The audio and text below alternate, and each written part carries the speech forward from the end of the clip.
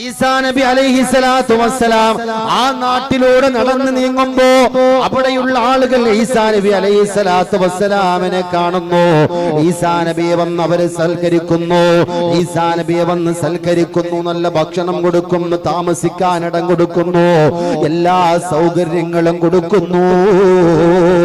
സഹോദരങ്ങളെ, ദിവസങ്ങൾ കഴിഞ്ഞിട്ട് ഈസാ നബി അലൈഹിസ്സലാത്തു വസ്സലാം അവിടെ നിന്നും എല്ലാവരോടും യാത്ര പറഞ്ഞ് മടങ്ങി പോകുന്നു. വർഷങ്ങൾ കഴിഞ്ഞിട്ട് ഈസാ നബി ആ നാട്ടിലേക്ക് മടങ്ങി വരുമ്പോ സുബ്ഹാനല്ലാഹ്, ആ നാടിന്റെ എല്ലാ ശോഭയും മങ്ങിപ്പോയിരിക്കുന്നു.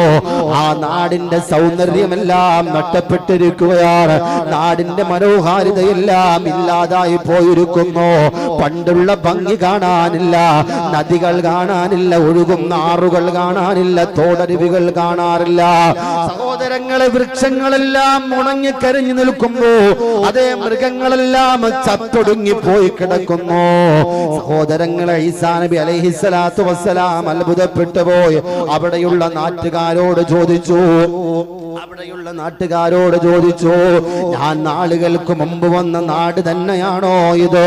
ആ നാട്ടിന് എന്തോ ഒരു ഭംഗിയായിരുന്നു, പക്ഷേ ഈ നാട്ടിന്റെ ഭംഗിയെല്ലാം നഷ്ടപ്പെട്ടു പോയിരിക്കുന്നുവല്ലോ, എന്ത് പറ്റിയെന്ന് ചോദിക്കുമ്പോ സുബ്ഹാനല്ലാഹ്,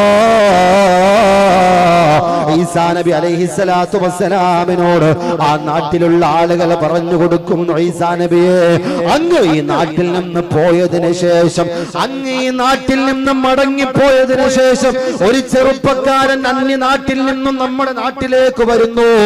ആ ചെറുപ്പക്കാരൻ നമസ്കാരമില്ലാത്തവനായിരുന്നു, നമസ്കാരം മുറ പോലെ നിർവഹിക്കാത്തവനായിരുന്നു. അവൻ വന്ന് ഞങ്ങളുടെ ഈ സമുദ്രത്തിൽ വന്നും മുഖം കഴുകുകയാണ്.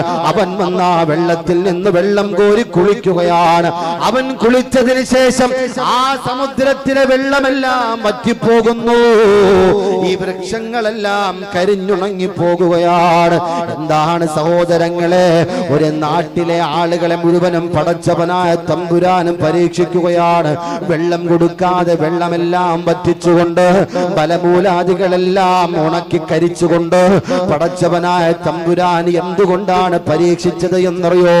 നമസ്കാരമില്ലാത്ത ഒരു മനുഷ്യന് ആ നാട്ടിലെ സമുദ്രത്തിൽ നിന്നും കുളിക്കാൻ, മുഖം കഴുകാൻ, കൈകാലുകൾ കഴുകാൻ സൗകര്യം ഒരുക്കി കൊടുത്തത്